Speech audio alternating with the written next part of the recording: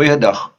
Ek het in Maart laas 'n Afrikaanse video gepubliseer, maar ek het uiteindelik op die punt gekom waar ek nie langer kan swyg nie. U sal sien dat ek die kanaalnaam weer verander het om te pas by dit wat my passie is. Word wakker, my volk, word wakker is al vir baie jare elke oggend deel van my openingsgebed. Daar is heelwat skrif oor die tema van wakker word, maar vir my is Jeremia 31 'n kosbare profesie wat eindig met: hierop het ek wakker geword en opgekyk, en my slaap was soet. Ek lees sedert 1990 elke dag my Bybel en gewoonlik deel ek dan daardie stukkie met my familie en is aangespoor om dit op YouTube te deel, en dis my uiteindelike doel om dan DV soggens 'n livestream te maak en dit uit te sit, want om video's te redigeer vat ure en dae en dit gaan oor die boodskap. Ander temas op hierdie kanaal is my journalistieke passie om ons mense wakker te maak vir wat werklik aangaan